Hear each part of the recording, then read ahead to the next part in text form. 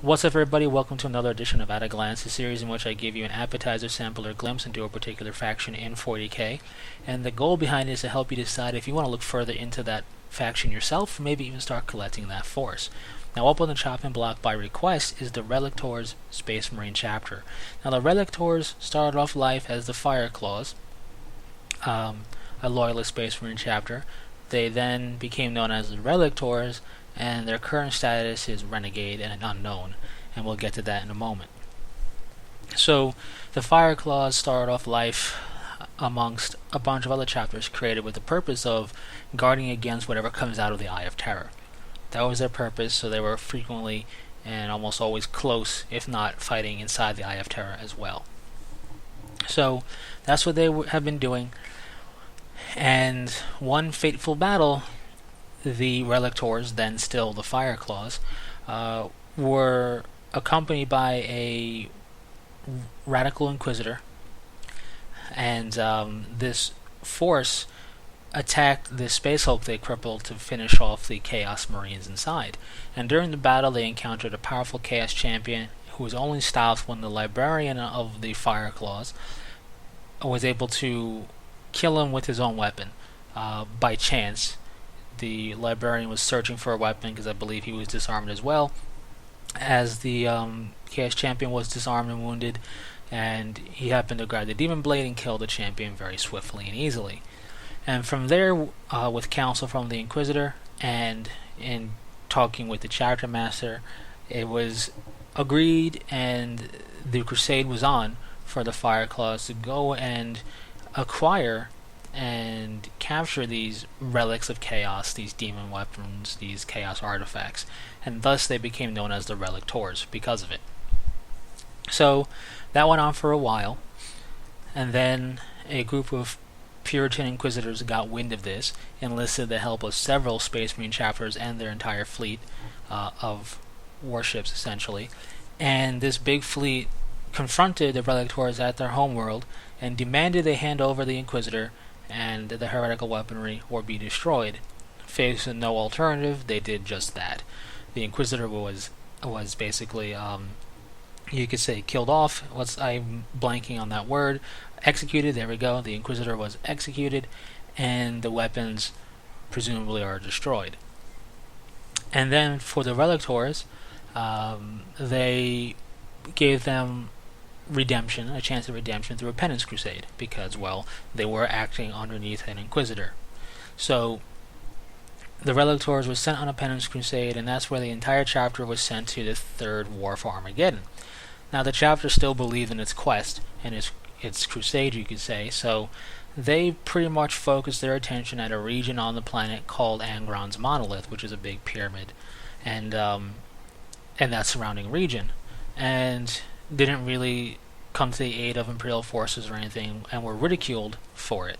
But the chapter didn't care, had their own agenda, and was kind of the silver lining, kind of good thing about it is no other force wanted to go into that region on the planet, so at least they went there and cleared out the enemies that were there.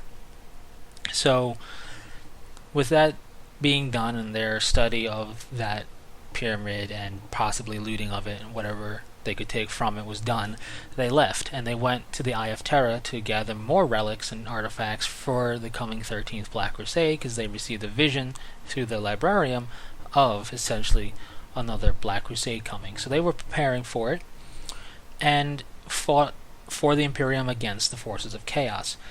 But this is when things boil over. This is when they are excommunicated and nearly destroyed by a Grey Knight strike force during the 13th Black Crusade. Now, you'd think they'd wait for it to be over, but not the case. It was during it that they were excommunicated. Only a few hundred of the Relictors survived, and it's thought they fled into the Eye of Terror to avoid the persecution from the Grey Knight strike force. And their current location is unknown, and they're deemed a renegade chapter. So it's up to the player at this point to determine if they feel the chapter is loyal but renegade, which wouldn't be the first time that happened to a chapter, or if the chapter is threw his lot in with chaos and became full-fledged Chaos Space Marines. There's people on both sides of the fence you'll find on the internet, but what I found kind of surprising is that, like me, a lot of people do feel that they are loyal still, just renegade. Basically, that means they're not supported by the Imperium, they do their own thing, but they're doing it for the Imperium, not sanctioned and all that.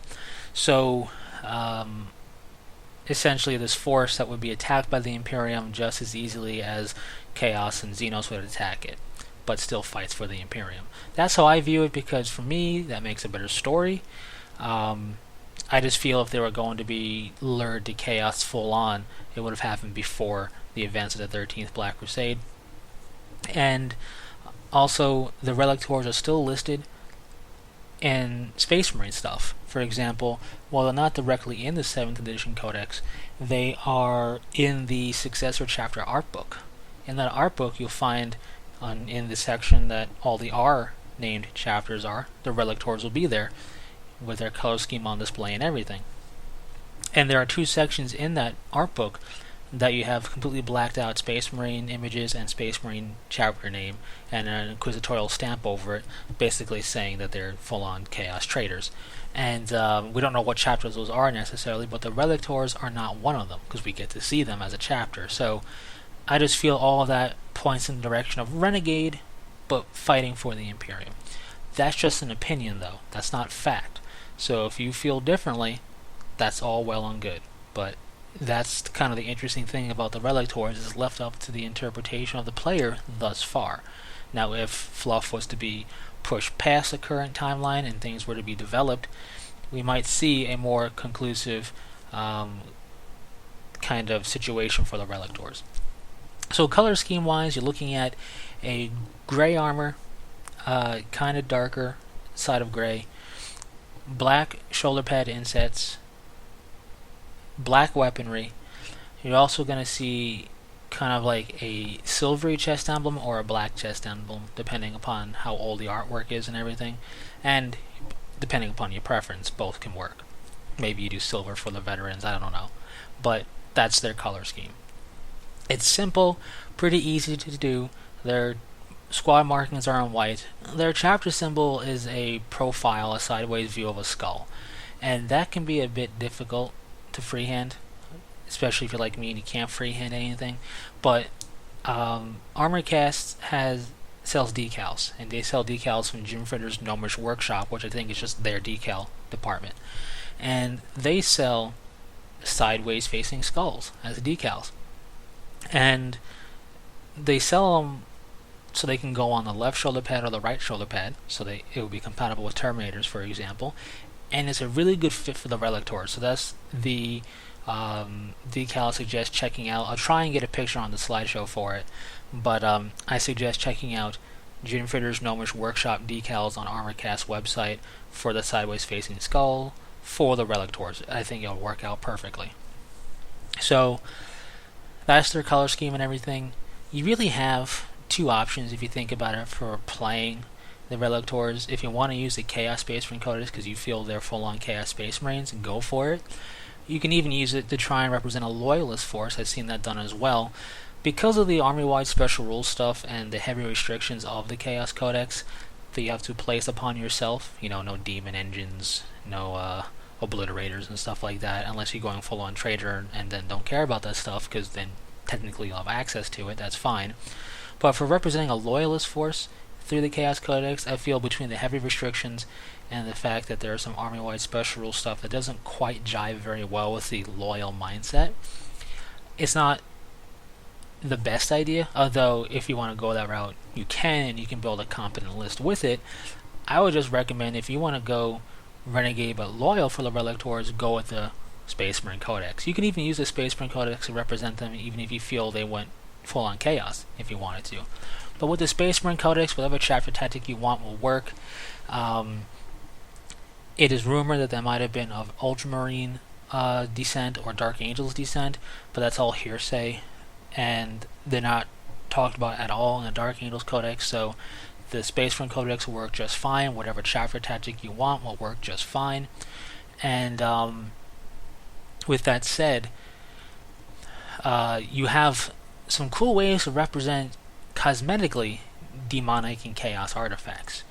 And the way you do this is, if you're going to do a counts as special character, whatever their specific chapter relics are, is what you, if they have one, which most do, you can represent as the chaos artifact or the demon weapon of some type.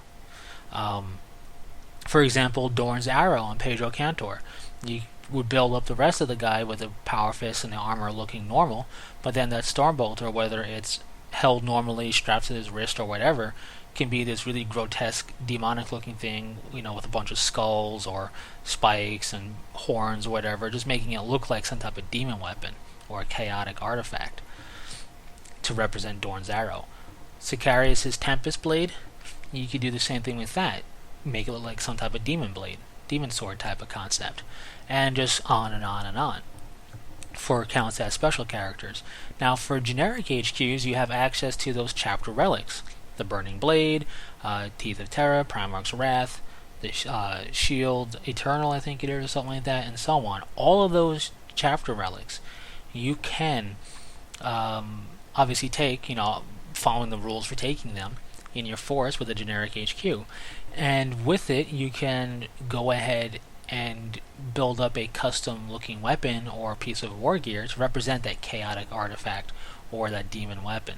So the Burning Blade, for example, could be this really ornate looking sword. Maybe you want to go and make a 1,000 Sun relic that they captured. You can do it as a Khopesh that's on fire, burning with arcane colored fire or whatever it is. And if you're good at converting and sculpting green stuff and whatnot, you can go as crazy as you want with it. I've seen some really cool conversions out there for Relictors forces, and you can do that as it counts as Burning Blade. Or if you want to do the Primarch's Wrath, you can make a crazy looking demon bolt gun with like a demon skull with the barrel coming out of the demon skull, and then on there you have spike veins and whatnot, and just make a really cool looking demon gun essentially. So it's all cosmetic, yes, but in doing that, it conveys the concept and it gives you access to some interesting stuff. Instead of having it be kind of plain Jane like everybody else's really ornate looking sword or bolter or whatever, you can make it demonic looking because that's what they do. They collect those artifacts. And because it's not just their HQs, but veterans of the chapter, squad leaders and the like could do the same thing. Anything that's kind of unique. So Relic Blades are for HQs and Vanguard veteran sergeants. So you can do a Relic Blade a particular way, make it look like something demonic, chaotic. The Eviscerator for the Assault Marine Sergeant, same thing. You can even do this for the Signum for the Devastator Sergeant, make it look like some type of crystal artifact or something kind of unholy looking, and kind of spread that whole use of chaos artifacts throughout your army list if you want to. So that's just some suggestions there, ways in which the Space Marine Codex is able to represent cosmetically these demon weapons and chaos artifacts because of unique weapons and war gear. So anyways, that's it. That's the Relictors. If you want the conversion challenge and the freedom to make some really cool looking weapons out there, then this might be the chapter for you. If you like the whole concept that they're renegade and using these weapons against chaos, this is definitely the chapter for you. So that's it for the Relictors. Thanks for sticking through it. If you have any questions or comments, leave them in the comment section. If you have any requests for any official faction in 40k, Tyranids, Tau, whatever it is, Space Marines of course, feel free to leave it in the comment section. I tackle them on a first come first served basis, and I'll look into it to make sure I can do it. If it's just a name and a picture and that's it, I'm gonna unfortunately reply to your comment with just that and tell you that I really can't do anything with it. But for an official faction that has enough stuff out there, no problem, I can do that just on a first come first served basis. Anyways, that's it. So until next time, take it easy.